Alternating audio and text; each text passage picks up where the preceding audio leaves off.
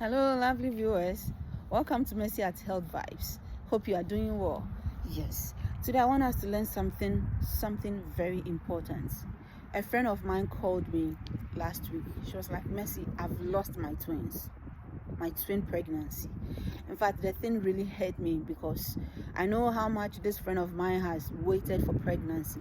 8 years after marriage, just for her to get pregnant and lose this pregnancy on the 6th month. Not just a baby, but babies too, because they were twins. Just because the person was suffering from G6PD deficiency, she did not know, and she took medication. How much do you know about G6PD? What do you know about G6PD deficiency? I want you to join me today so that we can do G6PD deficiency. Maybe it might help you. If it doesn't help you, maybe it might help a friend. Just listen to me. When we talk about G6PD deficiency, actually let's talk about G6PD itself. G6PD is glucose phosphate dehydrogenase. It's an enzyme. Actually, it's surrounding our red blood cells, and its major role or major work is protecting the red blood cells from breaking up prematurely. In most cases, our red blood cells break down every 120 days, then new one will form and works. But when someone is having a problem such as G6PD deficiency, your red blood cells break faster than the 120 days because the enzyme, which is G6PD, that is protecting your red blood cells, becomes deficient. There is a problem with it, hence it can't protect this red blood cells well. At the end of the day, what happens is that this red blood cells will be breaking faster than the 120 days that is supposed to last. When you have this condition, what are some of the things you will see? Such a person might not show any gross signs and symptoms, but one thing you might notice is that the person is pale because the red blood cell is breaking faster. Another thing is that this person becomes so tired easily, just because our red blood cells contain oxygen, which circulates through the body and gives us that energy. So when your red blood cell that is containing oxygen start to break faster than is expected, obviously the person becomes weak because you don't get enough oxygen that the body will need. Such a person also becomes dizzy so easily. Then that person might also have dark urine, all because your red blood cell is breaking. And then this person might also experience jaundice. You see some yellowish discoloration on the skin, on the white of the eyes, and then some part of the body. So these are some of the signs that you might see on G6PD deficient person. Aside that, you might not see any big sign and symptoms. What is the cause of this G6PD? In most cases, G6PD is from the gene. That is the ideal cause. So it's either the mother or the father is having this G6PD. So it translates from the mother's gene or the father's gene to this baby. So if a mother is having, they can give birth to a G6PD deficient child. If a father is having, they can also give birth to a G6PD deficient child. The only difference is that when a father is having, the father cannot transmit it or transfer it to the male child. But when a mother is having, you can transmit it to both male and female children. This is because the G6PD deficiency does not affect Y chromosome. Actually, it's X chromosome something. So since a man is having XY chromosomes and a woman is having XX, meaning that whenever the man is deficient but releases Y and the woman releases X, they will have a male child. But because G6PD deficiency cannot affect Y chromosome, that male child will be free from it. Do you get me? Yes. And then sometimes the woman will have, but it will be, the person will be just a carrier. You will not see any sign. But when she gives birth, she can be able to transfer it to the children, either the male child or the female child.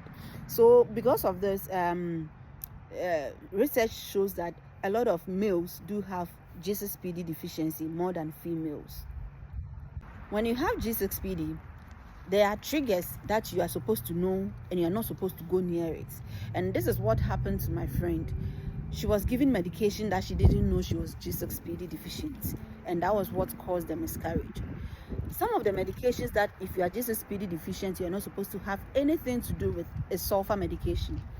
Any medication containing sulfur, if you are G6PD, please, I beg you, in anything you believe, stay away from it, because it will just cause your red blood cells to break more and faster.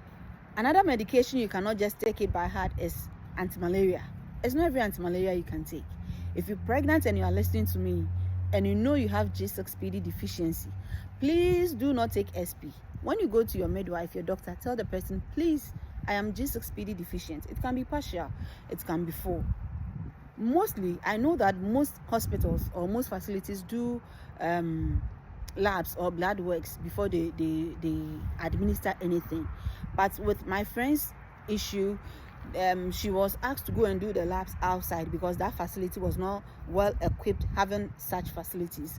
She went to do the labs outside and it was somebody's negligence, unfortunately. Yes, the one who did the labs outside told her she's negative, and then she took the medication and she was.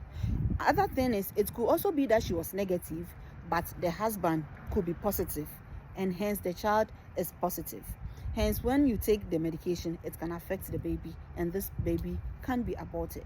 So it's two ways. But I will encourage both parents, or either you're a man, a woman, you are here.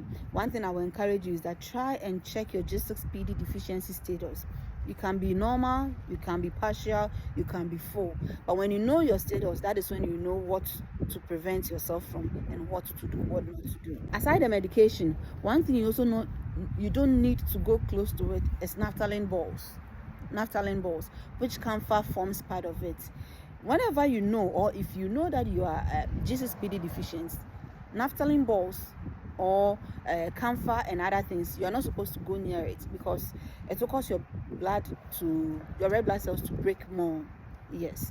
Aside this substance, there is another drug that I will draw your attention to it. It's a drug like aspirin.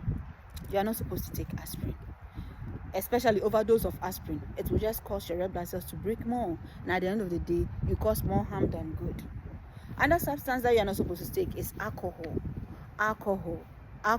If you are G6PD deficient, you are not supposed to take alcohol. Yes, because alcohol will cause your blood cells to break more. So you have G6PD deficiency at the same time taking alcohol, you are causing more harm than good. Yeah. And then you've also G6PD deficient, you are not supposed to smoke. All kind of smoke contains substances that can cause your red blood cells to break faster. Therefore, if you are G6PD deficient, try as much as possible so that you stay away from smoking. Another thing is infection. Whenever the body faces any form of infection, the body has its own soldiers that fight for it.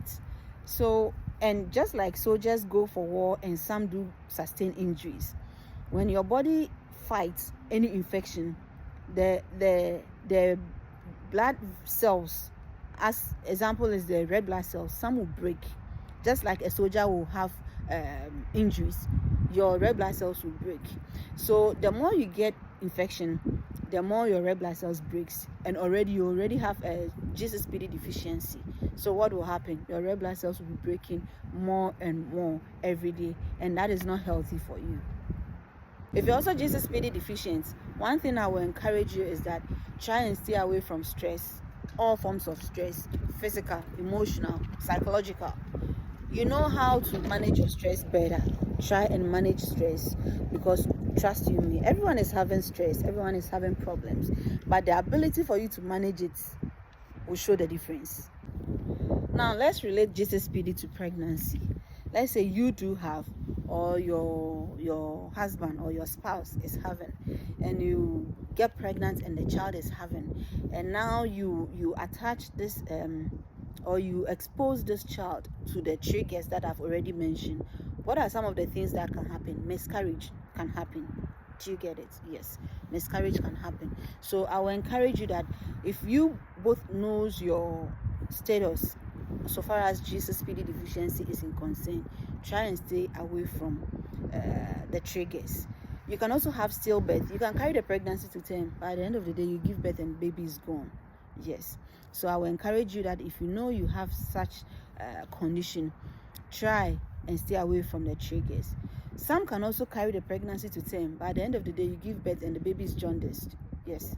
When you have jaundiced baby, what can happen is that the baby will be born with yellowish discoloration on the white side of the eye, on the skin, the lip, all those soft tissues, you find those yellowish discoloration.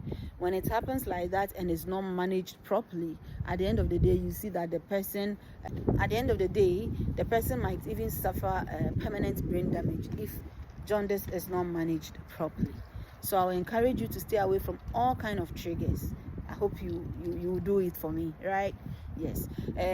So when you find out that you have G6PD deficiency and your child is having, mostly the hospital will put the baby under lights, that is phototherapy, put IV fluid on. They will give some antibiotics and a whole lot just to help the baby pee or poop the yellowish discoloration away. Then the baby will be fine again. I hope this will help somebody. Try and stay away from triggers if you know you are G6PD deficient. If you don't know your status, please go check. And then if you know, you learn how to stay away from your triggers. Follow me every day, every week, as we learn something about health vibes. Follow me on YouTube, TikTok, Facebook, and then Instagram, Mercy at Health Vibes. Thank you for listening, and thank you for all the feedbacks. We are grateful. See ya. Bye.